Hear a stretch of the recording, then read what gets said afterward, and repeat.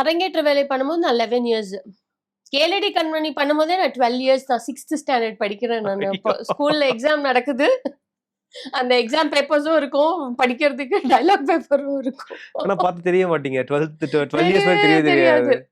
ஏனோ 16 years 17 years மாரி இருக்கும். 12 இயர்ஸ் தான் எனக்கு அப்போ. எப்படி கமிட் ஆனீங்க அந்த படத்துல, வசந்த் சாரோட படத்துல? அவங்க தாத்தா பாட்டியோட ஏதோ கல்யாணம், இதுல 60ஆம் கல்யாணம். அந்த போட்டோஸ் நான் போயிருந்தேன் போல இருக்கு ஃபேமிலியா. அப்போ பார்த்துட்டு இந்த சைல்டு ஆர்டிஸ்ட்ல யார் யாரு வந்தாங்க, இப்போ வளர்ந்துருக்கிறவங்க அப்படின்னு சொல்லிட்டு பார்த்துட்டு இருக்கும்போது தான் பாவாடை சட்டை போட்டுட்டு நின்னுட்டு இருந்தேன் நான். அப்பதான் சரி போய் கேட்டு பார்ப்போம் அப்படின்னு சொல்லி எங்கேயோ தேடி கீடி கண்டுபிடிச்சி கடைசியில வீட்டுக்கு வந்து கேட்டாங்க. அப்போ நடிக்கிற இன்ட்ரெஸ்ட்லாம் இல்லை எனக்கு. நான் ஃபுல்லா படிக்கிற இதுல போயிட்டேன். அப்போ கேட்டாங்க, இல்ல இந்த ஒரே ஒரு படம் பண்ணுங்க அப்படின்னு. அப்புறம் எங்க ஆன்ட்டி எல்லாருமே சரி ஒரு படம் பண்ணுன்னு சொல்லிட்டு இது பண்ணும்போது அப்பவும் நான் சொல்றேன், எனக்கு வேண்டாம், நான் பண்ண மாட்டேன். எனக்கு அந்த சைல்டு ஆர்டிஸ்டோட முடிஞ்சிருச்சு எனக்கு அந்த இது. இன்ட்ரெஸ்ட் அப்படியே போயிடுச்சு போதும் அப்படின்னு போயிடுச்சு. சொல்லிட்டு. எனக்கு வந்து ஃபுல்லா படிக்கிறது இல்ல. நானு இங்க வித்யாலயால தான் படிச்சுட்டு இருந்தேன்.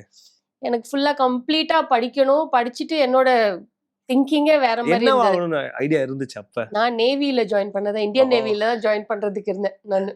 அதுதான் என்னோட ஃபுல் ஃபோக்கஸா இருந்தது. படிப்பு முடிச்சுட்டு இந்தியன் நேவில ஜாயின் பண்றது. அப்புறம் வந்து சொன்னாங்க, இந்த ஒரு மூவி பண்ணணும்னு. சரி அப்படின்னு சொல்லிட்டு ஒரு ஹாஃப் மைண்டடா தான் போய் ஒர்க் பண்ணது. அதுலயும் அவர் திட்டுறதுல வந்து எங்க அம்மாவை பார்ப்பேன் அப்படியே, அம்மா எனக்கு ஏன் நான் நடிக்க மாட்டேன்னு சொன்னேன். அப்பவும் கத்துவேன், அழுவேன், வேண்டாம் எனக்கு அட்வான்ஸை திருப்பி கொடுங்க, நான் நடிக்க மாட்டேன், அவர் ரொம்ப திட்டுறாரு. எனக்கு அப்ப தமிழும் சரியா வராது, இங்கிலீஷ்ல தான் எழுதி வச்சு படிக்கிறது. அப்போ சொல்லுவேன், எனக்கு எனக்கு வேண்டாம், எனக்கு ரொம்ப ப்ரெஷரா இருக்கு எனக்கு அப்படிலாம். அப்புறம் என்ன பண்றது, ஒரு 4-5 சீன்ஸ் எடுத்துட்டு ரஷ் பார்ப்போம் அப்போ எப்படி வந்திருக்கு அப்படின்னு சொல்லிட்டு. அப்போ சொல்லுவாரு, பத்தியா உன்னை நான் திட்டினதுக்கான ரிசல்ட் பத்தியா அங்க தெரியுதுன்னு.